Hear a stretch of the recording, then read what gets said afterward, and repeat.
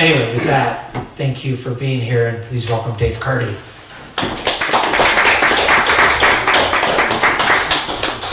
Thanks, everybody. Thanks for showing up. I'd like to, I guess I'll talk a little bit about the book, and then read some, and then talk a little bit more, read some, and then open it up to questions. Keep it brief to keep you from falling asleep. Have any of you, how many of you have ever seen the movie? Anybody here ever seen a movie called Wrestling with Ernest Hemingway? I didn't think so. Nobody's ever seen it. You should see it. What was the name? Wrestling with Ernest Hemingway. Okay, it was made, I don't know how many years ago, 25, 30 years ago. Robert Duvall, Richard Harris, two of my favorite actors. And the whole story is about the friendship between these two men. There's also a strong story that goes on with Shirley MacLaine and Richard Harris trying to pursue Shirley MacLaine. But, you know, I wanted to write a book basically that explored male friendship. And that's what I set out to do with this. The book got a little bit hijacked by the relationships between two of the other main characters in there. So it's really not entirely a book about male friendship. But that was my purpose in setting it out. So the basic story is these people are living up in the Shields Valley in the town called, in this quarter section of land outside of Wilsall, which I call Aden, which I typically do in my fiction, which gives me a chance to move things around geographically. And the woman is an artist, her husband Ben is a contractor, and the woman has Parkinson's disease, which is a horrible affliction to have.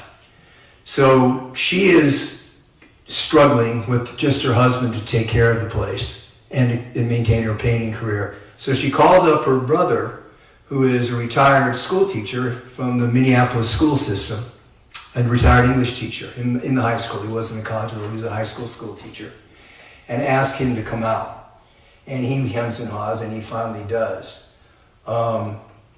The book basically at that point follows the relationship between Ben, the contractor, and Jamison, the English teacher, and the fraught relationship that they have at first that develops into a very, very deep and moving friendship later on in the book as they both come together to try to ease Monna, the woman with Parkinson's disease, life. So I think what I'd like to do is just basically read a couple pages from the first meeting that they had. He has just basically taken everything he owned and packed it in the back of a, God, I can't remember the book I used, or the car I used. I think he packed it in the back of a Honda Accord, and moved to Montana, not planning to stay for long, and he makes clear that he's not going to do that, although ultimately he does. And this basically talks about one of their first nights together. So let me get that in here.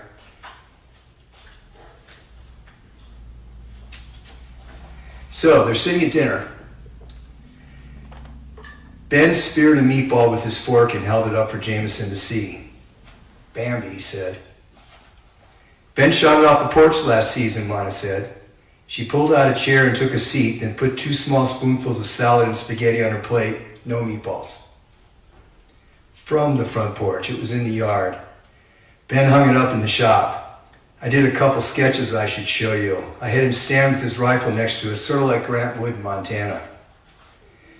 Ben raised his eyebrows, expecting a rebuke from his brother-in-law, but Jamison, purely for show, pumped his fist. What was he supposed to say? He liked deer. They were all over the city parks in Minneapolis. He thought of reminding Ben, again, that he'd been deer hunting years ago in northern Minnesota with some college buddies. They'd spent most of the weekend smoking weed and drinking cheap bourbon around a campfire. The one smallish forkhorn someone had shot, not him, the tree stand they gave him didn't have any deer in it, hung head down from the game pole behind them, and its bloody and empty rib cage ribbed open with a stick, lifeless and glassy-eyed in the flickering orange light from the campfire. He'd enjoyed the drinking. We can put your stuff in the studio after lunch, Ben said. Jamison had packed the back end of his Honda Passport to the ceiling which still wasn't a lot, but it would get him through the 2 or 3 months he had reluctantly told Monna he'd stay. "I'm thinking you're going to have to watch your head for a few days," Ben said. "When I built this place, I downsized it to fit Monna. Why I thought that was such a good idea, I don't know, but I did. The header in that door is only 6'2" or 6'3", and the ceilings are a little low. Jamison's 6'6". I cut everything to fit. After I laid up 8 or 10 courses, I was getting tired of hauling logs up a gin pole and figured I'd just make the whole shittery fit my wife instead of everybody else, which of course is against the code and probably immoral, but ask me if I care. I was 28 and Monna wanted a studio, so duck your head, those logs ain't gonna give." "He's used to hitting his head on stuff," Monna said. "That's why he's got such a big head." She grinned at her brother. Her hand, holding a fork, flicked involuntarily and a piece of lettuce fell to the table. She immediately placed her fork on her plate, dabbed up the lettuce with a paper napkin, and hid her hand in her lap as if she were embarrassed, as if one of them might have seen the twitching in her fingers. "He was always doing that when we were kids, right, Jamison?" "It's true," Jamison said. "I about beat my brains out. Lucky for me, I'm not using them anymore." Ben had loaded the wood stove with pine logs from a cord stacked on the porch, and the fire crackled and hissed, sending the delicious scent of wood smoke radiating throughout the small home. Jamison unzipped his fleece vest a few inches, which he'd snugged tight to his chin. He was rarely too warm. Old skinny guys never were. The warmth from the stove was wonderful, a small cocoon of pleasure to burrow into against the winter, relentlessly tapping against the house's ancient single-pane windows. "Okay, you've been officially warned," Ben said. "Couple guys been out there. One of them laid himself out on that header. Remember that guy, Monna?" Monna looked up. "Which one?" "That plumber guy when the pipes froze." "Oh yeah." Monna resumed eating. Jamison glanced at her hands, looking for tremors, but saw nothing more than he would have considered normal for a woman in her early 60s. But what was normal? Normal is living your life without a disease like Parkinson's. Monna had never been athletic. She'd been too in love with her paints and the cloistered devotional environs of art studios. First in a spare bedroom in their parents' home, then in the bowels of the UMN art complex in the Twin Cities, and now for over 40 years in the studio Ben had built for her on 160 acres of sagebrush and barbed wire enclosed grassland halfway between the Crazy and Bridger Mountains.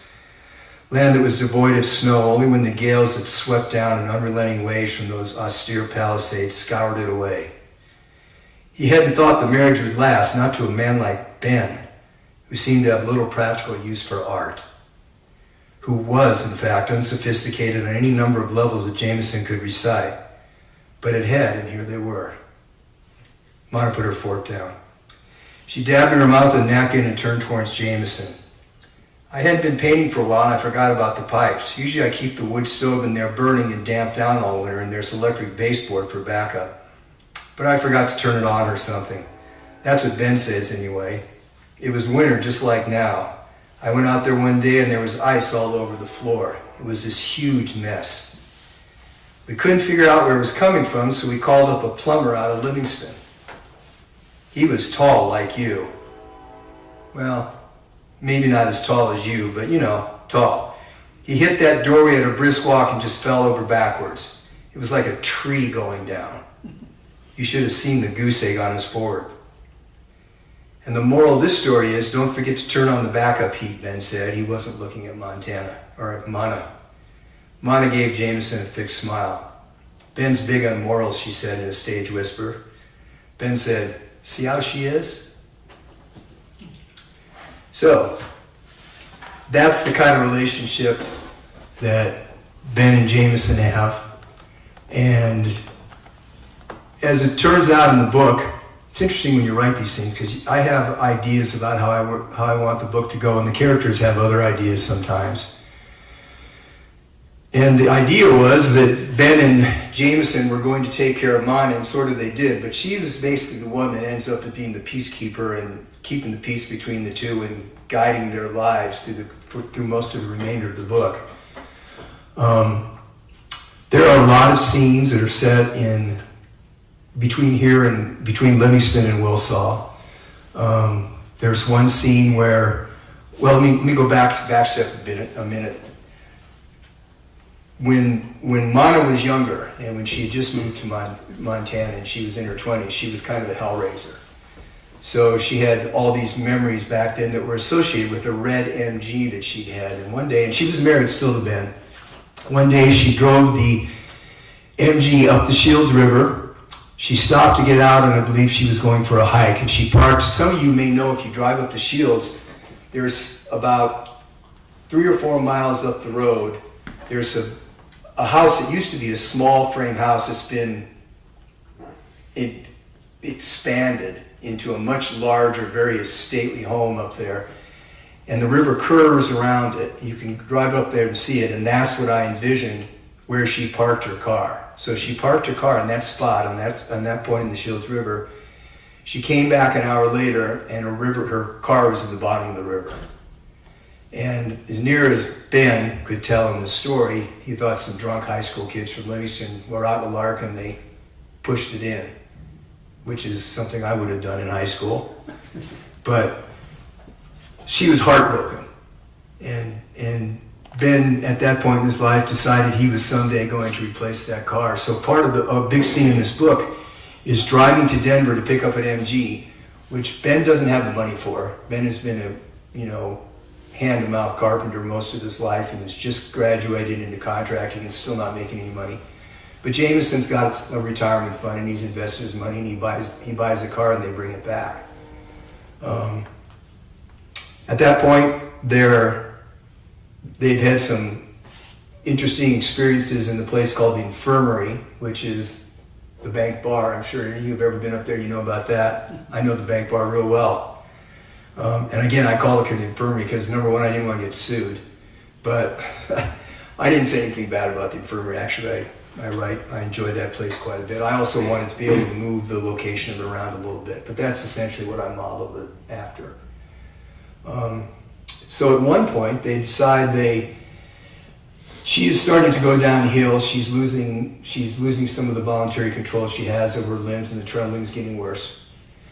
They decide to go to White Sulphur Springs, and it's about this time of the year. It's a spring year. They go up there.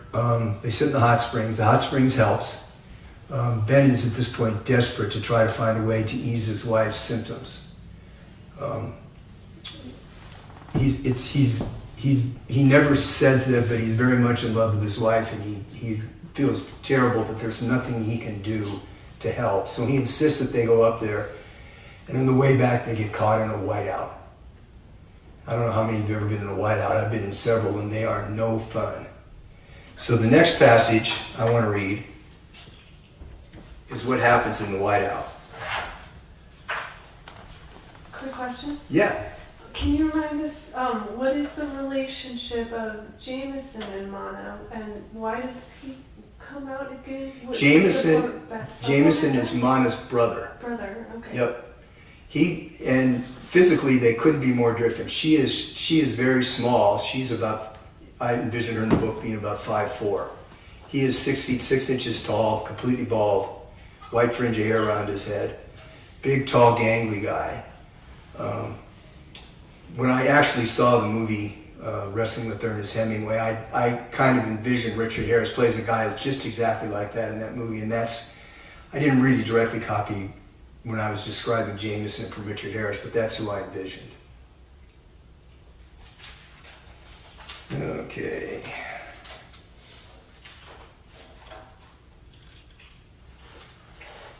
Okay. So they have left White Sulphur. They're coming back down the highway, trying to get back to Aden, Wilsaw, and they run into this storm. Ben moved the seat back. Ben is sitting in the driver's seat. Monna's in the front seat, and Jamison's sitting behind. Ben moved the seat back and then opened the door and slammed it shut behind him. Jamison opened his door and stepped into the wind and the blinding snow and walked around to the front of the truck to where Ben was standing. Ben had put his hoodie up and Jamison couldn't see his face. He passed him and got into the driver's seat and reached down to see if he could move the seat back more, and then Ben was out front waving him forward. Ben at this point had moved out in front of the car to guide him down the road because they couldn't see where they were going. Jamison's focus was exhausting. Ben would walk forward a few feet, then hold up his hand to stop, and Jamison would instantly hit the brakes, afraid of hitting Ben, whose seething anger Jamison half expected might melt the massive iron deer guard bolted through the frame. Then Ben would walk forward a few more feet at a different angle, motioning impatiently for Jamison to follow. They had left the hot springs at 1, and the next time Ben motioned him to stop, Jamison took a quick glance at his watch. It was now past 3. He had no idea how long they would have to inch ahead through the storm. It seemed as though they had never not been crawling through a blizzard, undifferentiated white everywhere he looked, a world without color or gravity or shadow. Monna sat in the back seat in silence. Jamison glanced over his shoulder, thinking he was saying something upbeat, a word to ease the tension, and when he turned back, Ben was gone. He slowed the truck and then stopped and frantically looked to his right, to his left, behind him, wondering if Ben had wandered off and fallen into a drift, fighting panic, disbelieving that in the small arc of visibility in front of the truck, Ben was no longer there. He said, "Monna, do you see Ben?" Monna shook her head. "He disappeared someplace. You absolutely sure you don't see him?" "No," Monna said. "I've got to go find him," Jamison said. When he opened the door, the blast nearly wrenched it from his hands. He stepped into the gale and slammed the door shut with both hands and plunged forward, his head down to protect his face from the stinging pellets of wind-driven snow. He felt pavement beneath his boots and understood that he was still on the road, that the truck was still on the road, although whether he was on the right side of the road or in the lane of oncoming traffic, he had no idea. "Ben!" he called. "Ben!" Jamison tried to think what to do. He decided to walk up the road as far as he could while keeping the truck in sight behind him. At 10 yards out, he could still see the truck, although barely, a dim gray outline in the all-encompassing light. He took a few more steps and suddenly Ben appeared before him, surprised. "What the hell are you doing here?" he said. "You disappeared. Monna was worried. We didn't know where you went." "I was peeing," Ben said. Jamison gaped at him, then looked away, put his hands under his armpits. His fingers were freezing. "You think I should just stand there and whip it out in front of the truck?" Ben said. "Monna'd love that." Jamison shook his head. I don't. He could think of nothing further to say. He turned and walked back to the truck, Ben on his heels. When they arrived, Monna was not in the truck. Ben strode in 3 quick steps past Jamison and yanked open the crew cab door, and Monna was not lying down out of sight, napping, as he had pointlessly hoped, as he had known she would not be. "What did you tell her?" Ben said, trembling with anger. "What did you say to my wife?" Jamison raised his hands in dismay, not believing this was happening again, sick at heart, distraught that he might have missed a cue, that he might have seen this. "Ben, I didn't tell her anything. She hasn't said a word since you left the truck. We didn't talk. I was following you." Ben walked to the front of the truck and put his elbows on the hood and put his head in his hands and stared past Jamison into the raging storm, as if he could see her out there, clothed in white like an angel or an apparition, beyond the highway and the snow and the wind where no one could see anything. "You better goddamn figure out where she went, and you better goddamn find her right now." Ben's fists were clenched, white from the cold. Jamison noticed for the first time that he had taken off or lost his work gloves. "She can't be in front of us. We came in from there," Ben said. He looked at the snow under his feet, bent over, then jabbed his finger on the ground. "I got tracks," he said. "Barely." She walked off into the ditch. Jamison blindly followed Ben down into the borrow pit, looking over his shoulder to keep the truck in view, certain he wouldn't be able to find it again if he lost it, sick with worry about his lost sister. "Monna," Ben called, but his voice was obliterated by the wind. The snow was deeper in the ditch. Ben stooped, his hands on his knees, studying the rapidly filling tracks with intense concentration. They had begun to meander, crossing back over themselves, and the depth of the snow made it impossible to determine Monna's direction. Ben stood and cupped his frozen hands around his eyes and stared into the blizzard, then plunged up the opposite bank. Monna was sitting with her back to a barbed wire fence watching them. The knit stocking cap she'd been wearing was in her lap, and the snow gathering on her long hair and eyelashes gave her a wizened look, as if she were an ancient crone, a sorceress alone with her potions. Monna, Ben said softly. He knelt and grasped her hands and pulled her to her feet. Jamison awkwardly took her arm, uncertain of what to say, ashamed of himself for no reason, uncertain if he should speak at all. So that is the snow blizzard they were in, the whiteout. Within a few minutes, they drive out of it, the sun's shining, they drive in like nothing's happened. Typical whiteout.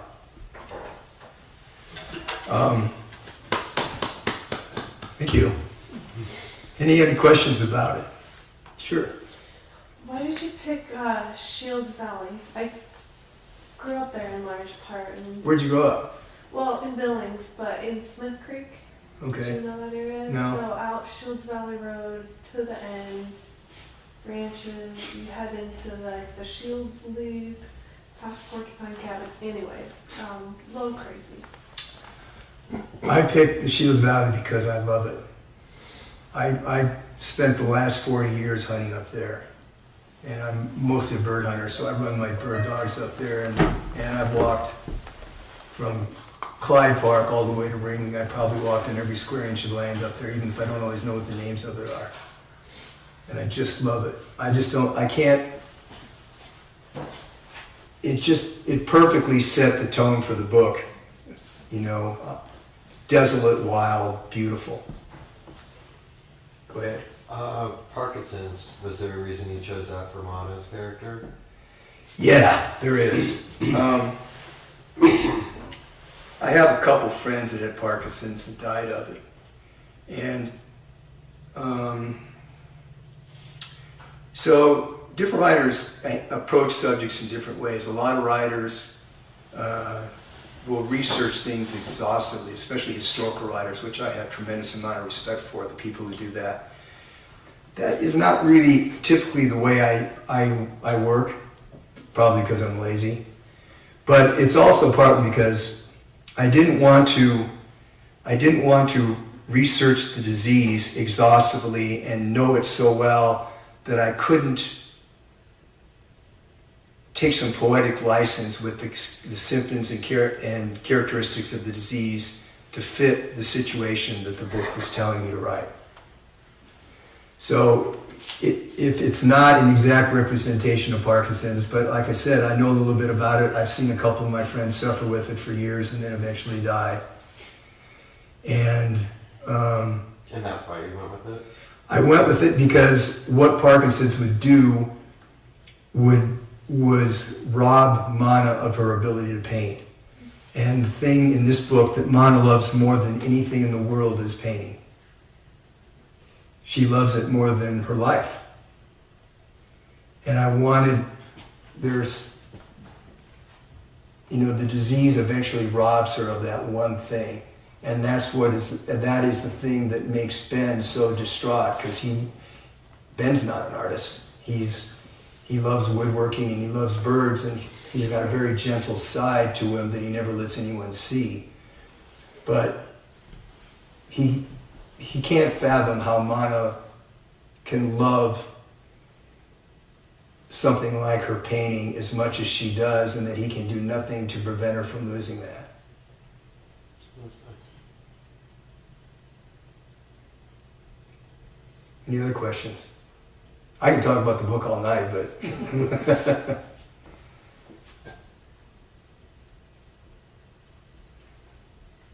So maybe there's something to dig a little deeper into. We at dinner we talked about this idea of how inescapable it is that in the West the landscape becomes a character of a book. And I just wonder, further thoughts you may have on how that contributes to the shape of a novel, knowing that, whatever your intentions are for the story you want to tell, the land itself has a lot to say. And did you find that guiding the novel in any way, or did it feel like a character for you? It absolutely guides the novel. And we were talking about this as he mentioned it over dinner tonight. I'm like every Western writer I can think of, where the landscape is in the foreground, not in the background. The landscape is part of the character. The land, you know, not too many people move to Montana to take a factory job or work at McDonald's. They move here because it's this beautiful, beautiful country. That's why I moved here. That's why I'm here. That's where I'm going to live the rest of my life here. I've been here 40 years already, and if I'm lucky, I'll get 30 more. And to me, writing about a story with all the nuances and trials and tribulations that the characters go through here would not be honest to me if I were not writing about the land that shapes how those people live, because Montana shapes how people live, especially when you're living hand to mouth in a small little house on 160 acres of sagebrush between the Crazies and Bridger Mountains. So I don't know, you know, that I guess that makes me a regional writer, which is fine. I'm okay with that. I wouldn't know how to write a novel that didn't have the land front and center. I don't know that I could write books if I lived in Nebraska. You know, I was born in Nebraska, by the way. So I know a little bit about the country out there, and there's some beautiful country there, but it's not Montana. So. And your first book was in Wisconsin. First book was in Wisconsin, and How that was very different- strongly how centered different around is the that? land too. Yeah. Yeah, I spend a lot of time in northern Wisconsin every year, and it's very, very beautiful. It's a lot different than this, but you know, it would be a place if they didn't have mountains I could consider living, but they don't have mountains, so that's out. But it's very beautiful country, very, very wild. I mean, you can't believe how wild and fertile and ecologically diverse the northern Wisconsin is, or northern Michigan, Minnesota the same. Yeah. So you studied journalism, and well, that's my background is journalism and newspapers, but photojournalism. Mm-hmm. And I've tried for years at writing something at length, and feature stories, profiles, whatever, were easy. And anytime I try to put some length at something, it's impossible. And can you even explain mentally the difference of a short piece and that, you know, psychological?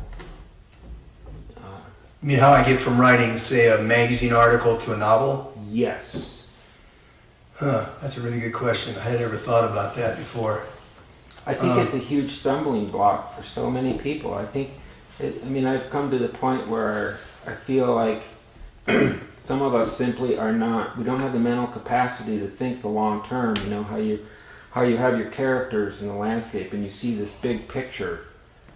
And Well, you know, one way is to write an outline. And so let me explain a little bit. I went to journalism school, but I didn't graduate from journalism school. I didn't graduate from college. So I went to journalism school basically because I wanted to be a writer, but I didn't know what else to do. I never had any intention of working for a newspaper, and I never did. I wanted to actually work for magazines, is what I did, made my living at for most of my life, was writing for magazines. I